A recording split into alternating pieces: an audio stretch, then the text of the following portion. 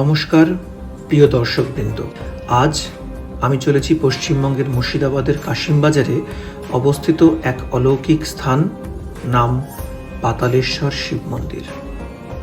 এই মন্দির শুধু একটি পূজার স্থান নয়, এটি ইতিহাস, বিশ্বাস আর আত্মার গভীর সংযোগের প্রতীক। এই শিব মন্দির প্রায় 350 বছরের পুরনো।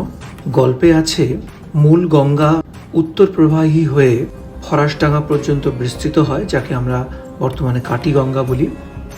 এই কাটিগঙ্গার ভাঙনের ফলে এই প্রাচীন শিব মন্দিরটি মাটি গভীর থেকে বেরিয়ে আসে। পরবর্তীকালে ট্রাস্টি বোর্ডের মেম্বার এবং স্থানীয় অঞ্চলের মানুষেরা এই মন্দিরটিকে 2006 সালে পুনর্নির্মাণ করেন। দুটি সুবিশাল বটগাছের মাঝখানে এই 3 চালার মন্দিরটি অবস্থিত।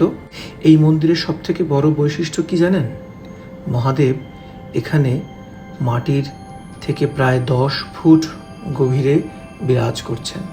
হয়তো এই কারণেই এই মন্দিরের নাম পাতালেশ্বর মন্দির, পাতালেশ্বর মহাদেব।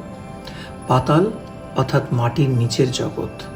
মহাদেব দেবাদিদেব এখানে মাটির নিচে অবস্থান করে এক গম্ভীর অথচ নীরব অন্তর্যামী স্বরূপ হয়ে অবস্থান করছেন। এই মন্দিরে পা রাখলেই মনে হয় সময় যেন থমকে গেছে। হিমশীতল বাতাস, ঘণ্টার ধ্বনি আর ভক্তদের শ্রদ্ধাভাজন মুখগুলোর মাঝে এক অপার্থিব শান্তি বিরাজ করছে। শুধু আধ্যাত্মিকতা নয়, এই মন্দির এলাকার সামাজিক মেলবন্ধনের এক কেন্দ্রও বটে।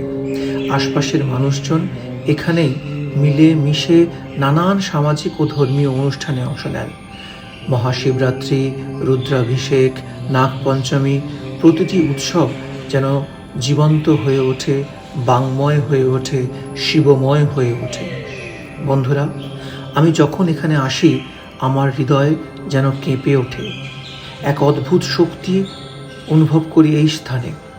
আপনি যদি সত্যিকারের ভক্ত হন কিংবা ইতিহাস ভালোবাসেন, তাহলে একবার অন্তত এই পবিত্র স্থানে ঘুরে দেখতেই হবে আপনাকে।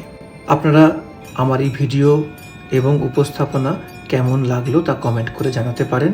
আর হ্যাঁ, এমন আরও ভিডিও পেতে চ্যানেলটি অতি অবশ্যই সাবস্ক্রাইব করে পাশে থাকুন। হর হর মহাদেব।